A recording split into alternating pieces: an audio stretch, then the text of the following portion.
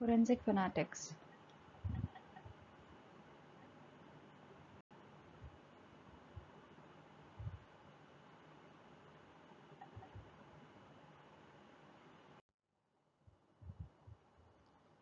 There are three major areas of forensic linguistics, in which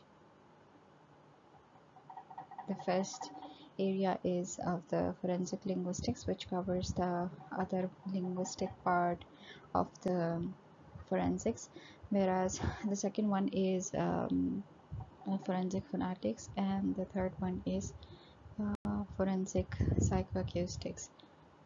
If you know what is phonetics and phonology, you'll be able to understand this.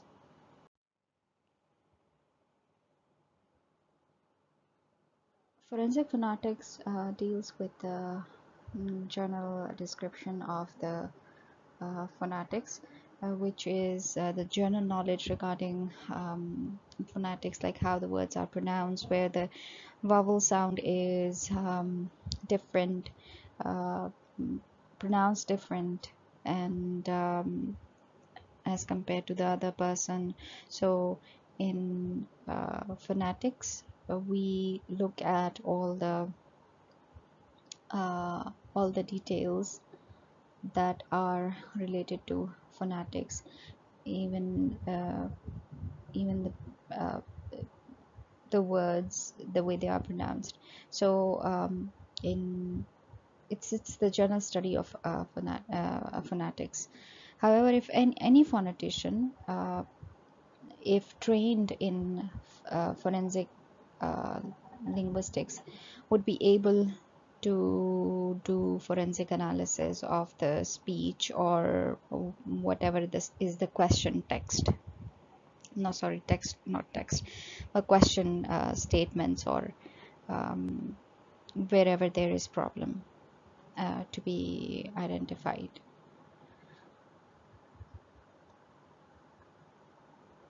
Uh, Similarly, it is very important for a forensic phonetician to have expertise in human behavior and in hearing.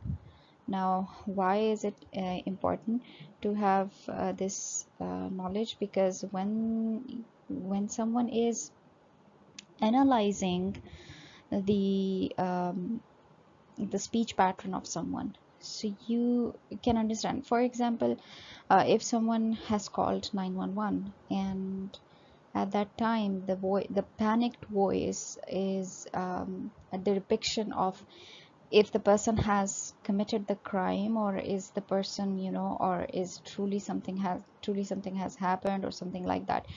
Now, when there are cases where they have solved the mystery of the murder by just listening to the 911 recordings. How? Because when they listen to the audios, they get to know that the the voice and the pronunciation, they all are pronounced in, and the way they say their tone and rise and all that, all of these features are in relevance to someone who is not panicked. Because when you are panicked, your voice is very different from the way it is when you're speaking normal to someone. Even if you're in shock, there are other, so it's very important to have expertise in the human behavior as well as hearing.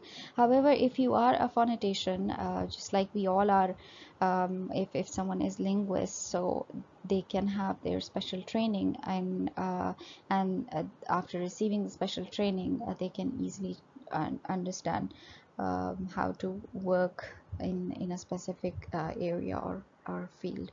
Because it's very important to know the psychology of humans of human when you are analyzing it from a forensic perspective. Even though if it's not forensics, it's just language, still it is important. Forensic phonetics is divided into two areas. The first one is regarding the um, regarding the sound patterns. So in those sound patterns, you actually focus on the decoding of the sound. So for example, if someone has produced, it's a random call from someone, and you want to know whether this person is same person who has said, or someone who is a suspect in the case, but they have used voice changer. Even though if they use voice changer would change the pitch of the sound, and if the pitch is changed, it means that um, the voice would sound like a male or sound like a female. If the female is speaking, so the sound would more sound like male. You can change the voices, and you can change the children's voice as well, but still a phonetician would be able to identify it just by looking at the vowel sounds pronunciation of the words as well. So the way vowels are pronounced, I'll give you a simple example. When we are voice typing, because we all are not native speakers of English, so when someone voice type, the words which are voice, especially the ones which are with the vowel sounds, the software would detect it as a wrong word. So it's like through the pronunciation, through the acoustic details, forensic phonetician would be able to identify the sound patterns. But for that, it is important to have training in that, and for that it is important to have all the available material for that, because just random recordings and you need softwares for that as well.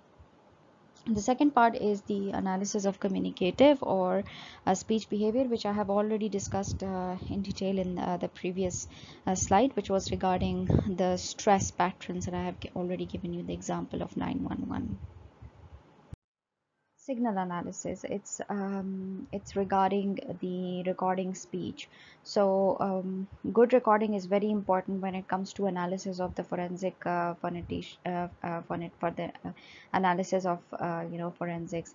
If normally what happens is that in investigators, or in the mind of other people, there's no such thing that when they'll be recording the audios or even videos with with audio, that there's a chance that they can find the culprit. So they do not use good quality material, which we're going to discuss in the next in a while. And they have in their mind that only words, and only this is something which is a proof. However, if there's good quality recordings, then forensic phonetician would be able to find the culprit.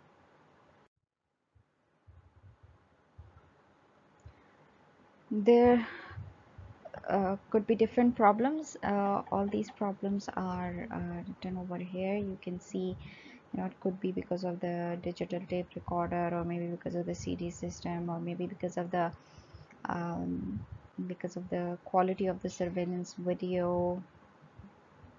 Could be many other reasons. Or if it is a phone recording, so it could be because of the low quality of the internet. Maybe that's the reason, or maybe the cell phone is not that expensive, or maybe there are some other distortion. Maybe there are some sounds in the background which are making it difficult for the phonetician to create frequencies through the software. There could be many reasons.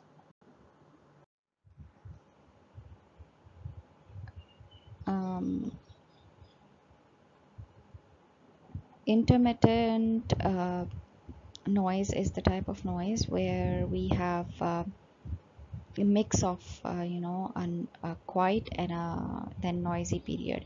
And it's like the one burst of loud noise. So for example, it's like a gunfire, and or maybe the noise of some some explosion, door closing, such noise, which are, um, where there's silence and then there's a huge noise. So it's like um, the mix of both quiet and the noisy periods in the whole audio, or in the audio spectrum, if you have created that.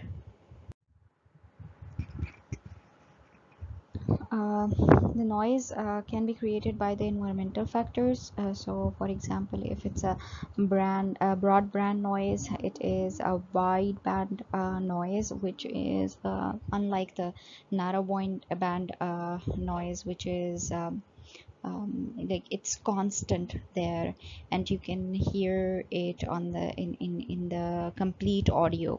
If you have created audio spectrum, then you can see it in the spectrum as well. But because of in the broadband noise, like a wide range of the section of the audible range is disturbed due to that uh, due to that noise which is there. And similarly, we have narrow band with the natural frequency, and it can be because of the audio spectrum that you have created, and you can see the in the audio spectrum sound that it occupies the narrow range of the frequency. Like for example, like the frequencies that it covers is, like, for example, 300 to 3400 hertz. Then there is another type of um, uh, uh, noise, which is the steady state noise. That steady state noise is the kind of noise in which there is change by it is not for the it is not a very um, though it might be for the it might be for the long period, but it is like um, it is just by by 5 decibels. It will not go more than 5 decibels, so it is not, it would not make it very noisy. So that is the steady state noise. It is like the sound of a waterfall from far away. Um,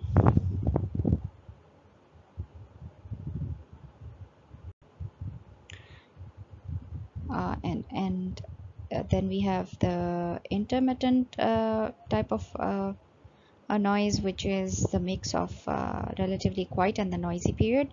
And in that type of noise, you might hear it is quiet, and then you might hear a gunshot, or you might hear a door closing or door opening, or the squeaking, or something like, which is low sound, and then there is a high sound over there.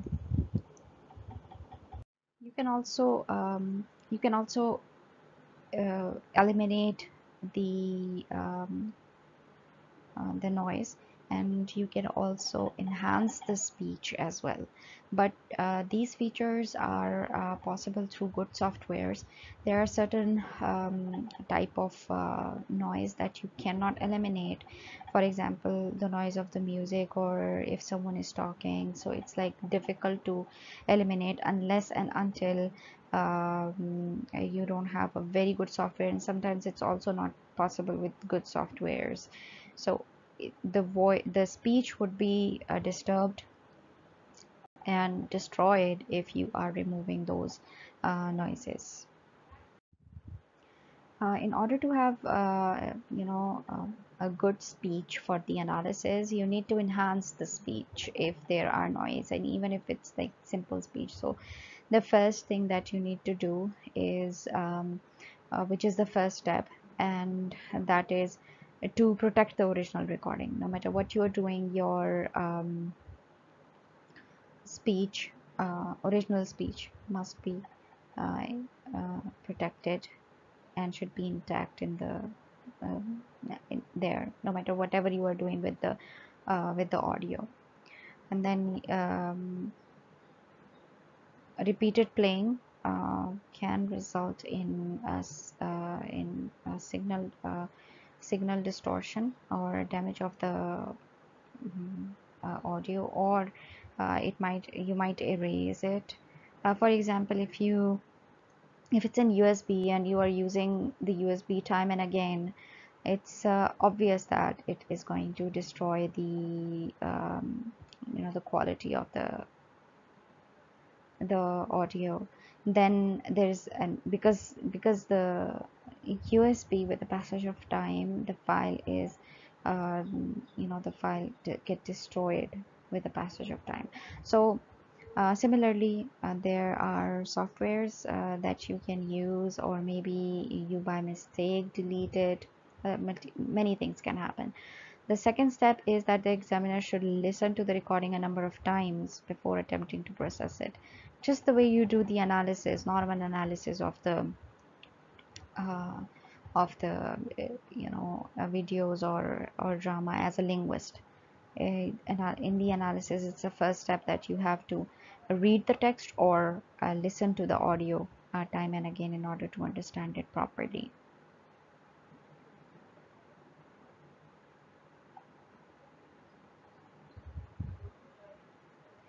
And the third thing you can do is you can create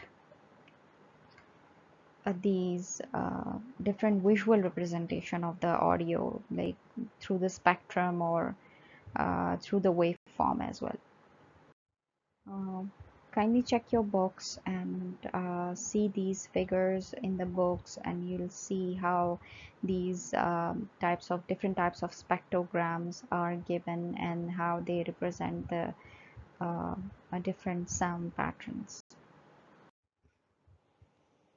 Speech decoding and transcription. Here, the linguist and the phonetician are going to work together, because there are some areas where, or some cases in which there are some problems related to the speaker, and when the problems are related to the speaker, it's difficult for the phonetician to work alone with that. So it can be because of the effect of foreign language or dialect, or it can be because of the variation that they are speaking, or the effect of the stress or fear, or etc. I've already given you example of in previous lectures. I don't know which lecture, but I've already given you the example of this um, Pashto speakers of I don't know which area. This specific dialect, when they speak Pashto, and when they speak English, they normally change the p sound with f and f sound with p, and it is not the case with every a Pashto speaker. So if there is not a linguist involved in that, then a phonetician might be incorrect in forming the conclusion. So it's important. The next step involves the noise and masking. We have already discussed it, that you can, either have the graphical representation of it, or you can remove the noise by using different softwares, and it it can be done by either enhancing the already foregrounding, that is enhancing the already speech which is important for the analysis, or remove whatever the noise is in the background. Okay, through the boundaries of the phonemes, through the knowledge of the phoneme sounds, and through knowing the boundaries of the word structure, it would help in the analysis, and in any kind of analysis, and especially in forensic analysis. So it is important for you to have background knowledge about the vowels and consonant and other speech elements, and also it's important that you should know, like, what are the boundaries of the words, and how one word is pronounced after the another, and how the last sound of the word is null when the other word is followed, like for example, if a consonant sound is followed or if a vowel sound is followed, and even within the consonant sound, which sound is that. So you need to know all these things. And also it's very important when there is when people are stressed, what are the word boundaries that they follow. This is also important for you to understand, and then you will analyze it accordingly. It's the part of the analysis. Co-articulation means that each sound is affecting the other sound, and it's true that if there is a noise, then it is going to affect the first the real speech, which is under investigation. And similarly, if there is this sound which is if a word is ending with a vowel and then starting with another consonant, these all are creating a link, and they are linked with one another and pronounced in different ways, and that's how you'll analyze it, by looking into co-articulation. Decoding is done, and it can be done with first of all starting with the written transcription, so that you have the record of what is actually that you want to analyze, what are the words that you want to analyze. And then with that, you go and you go towards further decoding method. And it should be a structured process. So how is it a structured process? Because first of all, you write and type it, transcript it, and then you produce an order in the transcript.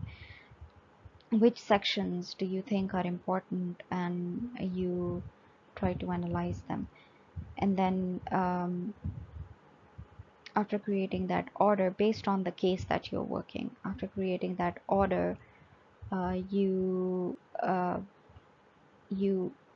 listen to the audios, recordings, time and again, on a good quality equipment. It's very important that you're listening it to on a good quality equipment. Otherwise, you won't be able to listen to it properly.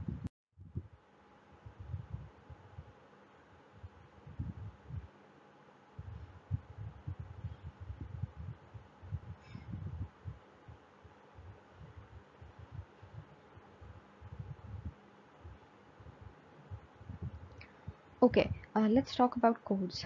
Codification is a complete different process, and it is used in different method. When you have taken interviews, or different text is available that you want to understand, where there is a single meaning that you want to understand. So in this forensics case, you have let's suppose you have a culprit to identify, and you have to find a certain element in the, or certain meaning in the text, in the transcript.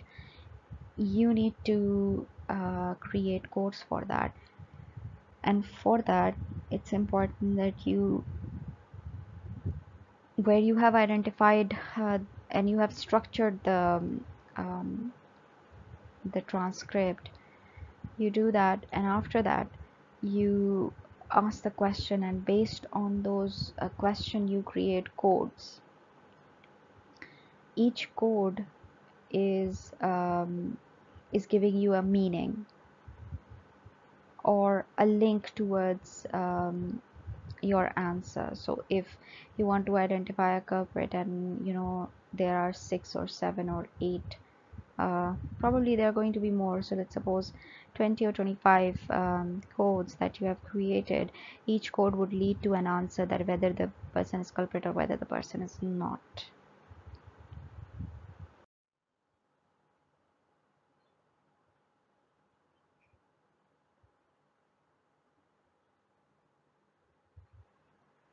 Please read these examples. It would make you understand how this all process works. So after generating the codes, you actually generate the codes based on all these examples. what is under question. You create these these codes. So whether you think that the man is the culprit, you want to identify whether the recording that you have heard is of the male or of the female. You decode according to that. Read these examples. Authenticating recording. Authenticating recording is also done through the method of validation, and it can be challenged throughout the case at any level, that the interpretation is not done correctly. But if one specialist is giving the same answer as the other specialist is giving, then obviously it is validated. If not, then it can be challenged at any stage. Authentication of the audios or recordings can be done through make through different methods. The first is that there is no like the analysis is done throughout the target period where you think that the problem is, and then it must be made sure that the recording has not been interrupted by any sort of external external things, like for example you have not added something to it, or like for example you add tags for your own help, even those tags, or you divide it, or you cut the video or audio into 4 parts for your own understanding. No, it won't help. So then the third point could be by specifying the completion of recording, that is whether the recording was complete or incomplete. Now this is very common. You might have come across this when you have studied text messages as well, that for example you are sending screenshot to someone and you delete a text from that, or delete a complete audio, WhatsApp audio in the mid. The meaning that is conveyed in the first and in the third audio would be completely different if the mid one is missing. So it's very important that you understand that the recordings are complete. For the authentication, it's important that the audios that you have received are complete. These are some of the other methods through which you'll be able to authenticate your evaluation that you have done.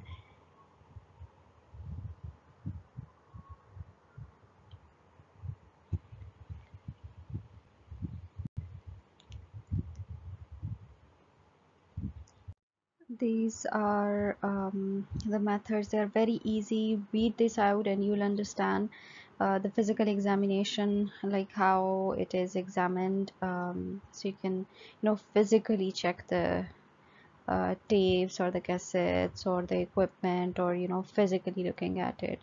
And then you have originality of the recording. Normally the courts also appreciate the original recordings. It is the physical examination, like whether the envelope is open, like those are the physical examination of the tapes.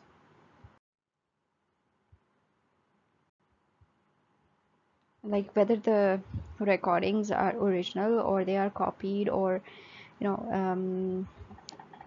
what is wrong with if it's a first hand, or no, it's a copy of it. All these things are the part of originality of the recording.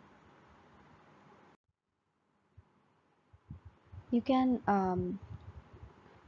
evaluate the equipment, and you can do it by changing the or testing the recordings in different conditions and repeating them several times, on and off, or maybe listening it on different equipments. Now, the other methods can be to know if there is any stop or pause, or whether the video is not complete, or the video has been, or audio has been paused and then the recording has started. So these are the things that you need to observe, read this, and the other aspects of this would also be clear to you.